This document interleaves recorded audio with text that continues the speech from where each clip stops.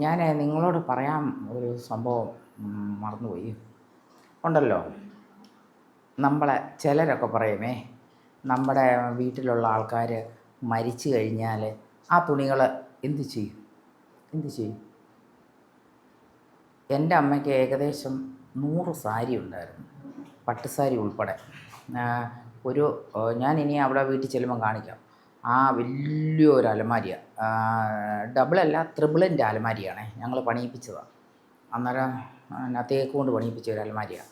അതിനകത്ത് നിറഞ്ഞ സാധാരണ സാരികളായിരുന്നു. ഞാൻ അമ്മയ്ക്ക് സുഖമില്ലെന്ന് കണ്ടപ്പം തന്നെ കുറച്ച് സാരി എടുത്ത് ഈ ഉടുക്കാതെ ഓയിൽ പോലെയുള്ള സാരികളില്ല, അതെല്ലാം എടുത്ത് വേറൊരാൾക്ക് കൊടുത്തു. അത് കഴിഞ്ഞിട്ട് പിന്നെ കോട്ടൺ സാരികളെ, പിന്നെ പട്ട് സാരികളെല്ലാം ഉണ്ടായിരുന്നു. പിന്നെ ഞാൻ എന്ത് ചെയ്തെന്നറിയോ? അമ്മ മരിച്ചെന്ന് കണ്ടു കഴിഞ്ഞോന്നെ എന്ത് ചെയ്തെന്നറിയോ? ഞാനൊരു കുറച്ച് സാരി എടുത്ത്, എൻ്റെ ആവശ്യത്തിന് സാരി എടുത്ത് ഞാൻ ഇവിടെ കൊണ്ടുവച്ചു, എൻ്റെ വീട്ടിൽ കൊണ്ടുവച്ചു. എൻ്റെ വീട്ടിൽ കൊണ്ടുവച്ചെന്ന് പറഞ്ഞാൽ എനിക്ക് എൻ്റെ അമ്മയുടെ സാരി കാണാനും, എനിക്ക് ജസ്റ്റ് ഞാനൊരു സാരി ഉടുക്കാറില്ലല്ലോ, ജസ്റ്റ് കാണാൻ വേണ്ടി തന്നെ കൊണ്ടുവച്ചതാണ്. പിന്നെ ഞാൻ ചില സമയത്തൊക്കെ ഓരോ വീഡിയോസ് എടുക്കാൻ വേണ്ടി ഞാൻ എൻ്റെ അമ്മയുടെ സാരി അവിടെ ചെല്ലുമ്പോൾ ആ സാരി എടുത്തായിരുന്നല്ലോ ഞാൻ വീഡിയോസ് എടുത്തിട്ടുകൊണ്ടിരുന്നത്.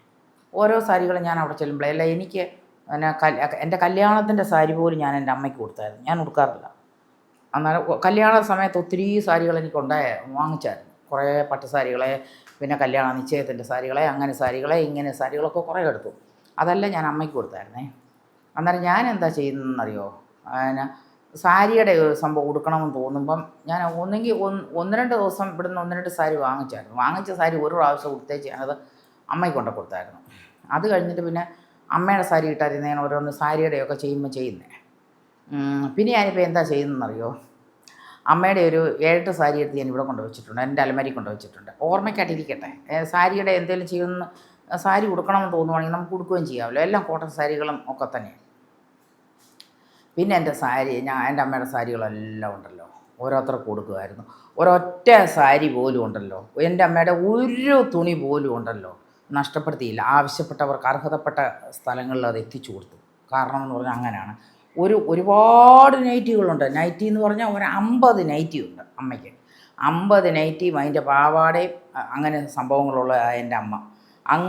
ഞങ്ങളുടെ വീട്ടിൽ നൈറ്റിക്കാരൻ വരുമ്പം അങ്ങ് നൈറ്റി കിടപ്പാണ് തൊഴിൽ.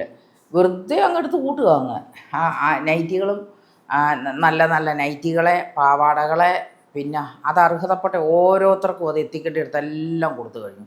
ഒരു പന്ന തുണി പോലും ഉണ്ടല്ലോ എൻ്റെ അമ്മയുടെ ഉണ്ടല്ലോ, പിന്നെ പന്നത്തുണി എന്ന് പറഞ്ഞാൽ ഒരു തുണി പോലും അങ്ങനെ കത്തിച്ച് കളയേണ്ട ഒരു സംഭവം ഉണ്ടായിട്ടില്ല. കാരണം കത്തിച്ച് കളഞ്ഞതെന്ന് പറഞ്ഞാൽ അമ്മയുടെ ചീപ്പ്, മരുന്ന്, പിന്നെ അതുപോലത്തെ കുറച്ച് സാധനങ്ങളുണ്ട്, അതൊക്കെയാണ് കത്തിച്ച് കളഞ്ഞിരിക്കുന്നത്. അല്ലാതെ വേറൊന്നും കത്തിച്ച് കളഞ്ഞിട്ടില്ല. അത് ഞാൻ പറയാൻ വരുമായിരുന്നു. പക്ഷേ ചിലർക്കൊക്കെ ഉണ്ടല്ലോ ഒരു ഇതുണ്ടല്ലോ, മരിച്ചു കഴിഞ്ഞാൽ പിന്നെ അവരുടെ തുണി അതെല്ലാം കത്തിച്ച് കളയുക, അങ്ങനെയാണ് ഇങ്ങനെയാണെന്ന്. പക്ഷേ ഞങ്ങളങ്ങനല്ല. നല്ല വില കൂടിയ നല്ല സാധനങ്ങളൊക്കെ ഉള്ളത് അത് വേണ്ടപ്പെട്ടവർക്ക് കൊടുത്തു കഴിഞ്ഞാൽ അവർക്കത് ഉപകാരപ്പെടും ഇല്ലേ? നമ്മളത് കത്തിക്കുകയോ എടുക്കുകയോ ഒന്നും ചെയ്യേണ്ട ആവശ്യമില്ല. മരിച്ച വഴിയേ പോയി. അവർ ഈ ജീവിച്ചിരിക്കുന്നവരെ ഒന്നും ചെയ്യത്തില്ല. അല്ലെങ്കിൽ തന്നെ അവർ വരുന്നത് നമ്മുടെ വേണ്ടപ്പെട്ടവരുടെ അടുത്ത് മാത്രമേ വരത്തുള്ളൂ. അല്ലാതെ അയൽവക്കക്കാരുടെ അടുത്തും അകന്ന ബന്ധുവിൻ്റെ അടുത്തൊന്നും ആരും മരിച്ചവർ പോലും അവരുടെ ആത്മാവ് വരാറില്ല. അത്ര വേണ്ടപ്പെട്ടവരെ മാത്രമാണ് അവർ കാണാൻ വരുന്നത്, മരിച്ചവർ.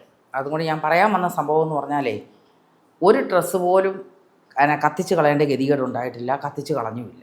അതാണ് എല്ലാം. അവിടുത്തെ ഡ്രസ്സും കാര്യങ്ങളും അമ്മയുടെ എല്ലാ കാര്യങ്ങളും കൈകാര്യം ചെയ്തത് ഞാനാണ് ചെയ്തത്. കാരണം എന്ന് പറഞ്ഞാൽ അവിടെ വേറെ ആരും ഇല്ലല്ലോ, അന്നേരം ഞാനാണ് ചെയ്തത്. ഇത് ഞാൻ നിങ്ങളോട് പറയുവായിരുന്നു. ഓക്കെ.